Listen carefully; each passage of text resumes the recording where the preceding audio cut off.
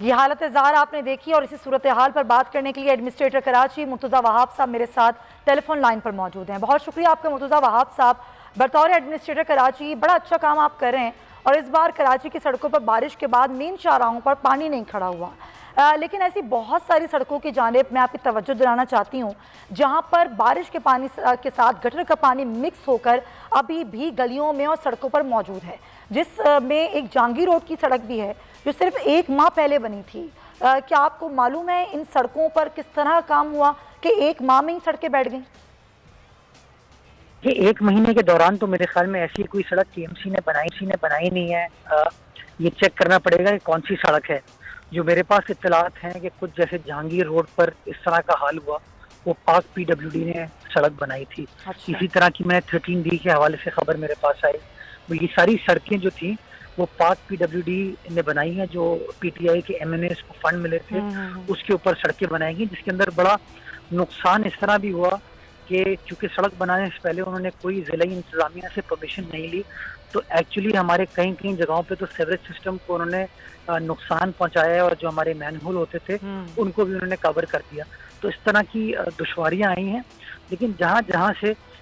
ہمیں پتہ چل رہا ہے کہ جہاں پر پانی ہے یا سیوریج کا ایشو ہے، ہم فوری طور پر ٹیم کو بھیجتے ہیں تاکہ اس معاملے کو ریزالو کیا جا سکے۔ یہ بات حقیقت ہے کہ مین سڑکوں کو، مین شاہراہوں کو کے اوپر بہت اچھی طریقے سے کام ہوا ہے، بٹ مجھے اس بات کا ادراک ہے کہ جو انٹرنل ہماری گلیاں ہیں، محلوں کی گلیاں جو ہیں، وہاں پر ایشو ہے، وہاں پر ابھی بھی نشیبی ایریاز میں پانی ہے، جہاں پر پانی کی نکاسی کو اور مزید تیزی سے کام کرتا ہے۔ تو جہاں آپ کی ایڈمنسٹریشن نے مین شاہراہوں پہ اچھا کام کیا، میں سمجھتا ہوں کہ جو گلی محلوں کی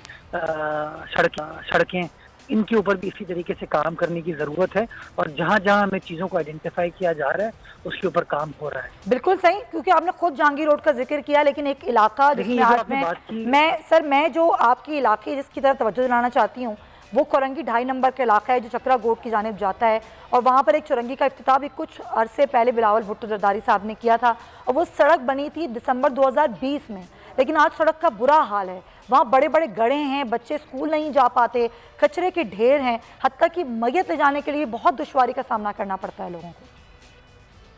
دیکھیں، یہ جو آپ نے بات کی کورنگی کے حوالے سے، یہ ایک سڑک ہے جو کہ اس جگہ جہاں پر سندھ حکومت نے یہ ڈیولپ کی اس کے پاس ہے، لیکن میں یہ آپ کو بتانا چاہوں گا کہ اس سڑک کی تعمیر نہیں ہوئی تھی، وہ اس پروجیکٹ کا حصہ نہیں تھی، جس کی وجہ سے اس کو اگلے پروجیکٹ میں رکھا گیا تھا، KNIP کا اگلا پروجیکٹ ہے، اس کے اندر اس سڑک کو ایڈ کر دیا گیا ہے۔ وہ جو راؤنڈ ابود والا ایریا ہے وہاں کی سڑک کو کوئی نقصان نہیں پہنچا، لیکن ہاں وہاں پہ کچرے کے حوالے سے ہمیں دقت آ رہی ہے، ہمیں پرابلم ہو رہی ہے، اس کو ریزالو کرنے کی ضرورت ہے، اور اس کو میں انشاءاللہ میک شور کروں گا کہ وہ جو کچرے کا معاملہ ہے وہ ایک طریقے سے ریزالو ہو جائے۔ اچھا، آپ کی اچھی بات ہے، آپ میڈیا کو رسپونڈ کرتے ہیں، ظاہر ہے جس طریقے سے کبھی بھی کوئی مسئلہ اجاگر کرتا ہے میڈیا، آپ ضرور اس پر رسپونڈ کرتے ہیں، لیکن میں یہ چاہوں گی کہ ان علاقوں میں جہاں پر یہ مسائل ہیں آپ وہاں ہمارے ساتھ چلیں، میڈیا کے ساتھ چلیں، ان علاقوں کا وزٹ کیجئے، اور وہ علاقے جن کی طرف ہم چاہتے ہیں کہ آپ کی توجہ ہو۔ اور دوسری بات یہ کہ جن علاقوں کی ہم نے ذکر کیا، جن سڑکوں کا ہم نے ذکر کیا، ایسی کئی سڑکیں ہیں اس شہر کی جہاں پر سڑکوں کو بنایا ضرور جاتا ہے، لیکن وہ سڑکوں پہ کس طرح کا مٹیریل لگتا ہے، کتنا ناقص مٹیریل ہوتا ہے، جو کچھ ہی عرصے بعد وہ سڑکیں بیٹھ جاتی ہیں۔ کیا آپ ان کی انکوائری کریں گے؟ جی بالکل، ہمارا اپنا شہر ہے، نیچرلی اگر شہر کے اندر کوئی پریشانی ہے، کوئی پرابلم ہے تو اس کو ریزالو کرنے کے لیے جو بھی کام کرنے کی ضرورت ہے وہ کام کیا جائے گا، اور اگر مجھے کہیں جانے کی ضرورت ہے تو انشاءاللہ میں بھی جاؤں گا، اور میڈیا کے ساتھ مل کر کام کریں گے، میڈیا میری رہنمائی کرے تاکہ ہم چیزوں کو اور مزید بہتر بنا سکیں۔ بہت شکریہ آپ کا مرتضیٰ وہاب صاحب، ایڈمنسٹریٹر کراچی ہمارے ساتھ موجود تھے، اور ہم نے کوشش کی کہ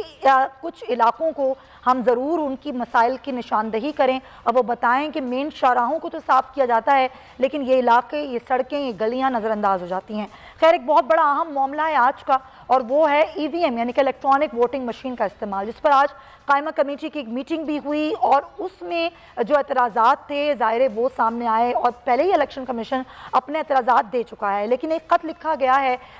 جو سینیٹر تاج حیدر صاحب ہیں ان کو ایک خط لکھا الیکشن کمیشن نے، اور اس میں تمام اعتراضات کے حوالے سے بتایا، لیکن جو معاملہ خراب ہوا وہ اعظم سواتی کے بیان کے بعد خراب ہوا۔ اعظم سواتی کا یہ کہنا ہے کہ ایسے ادارے جو گورنمنٹ کے ساتھ کوآپریٹ نہیں کر رہے ہیں یہ صرف پیسہ کھانے کے لیے ہیں، یہ الیکشن کو خراب کرتے ہیں،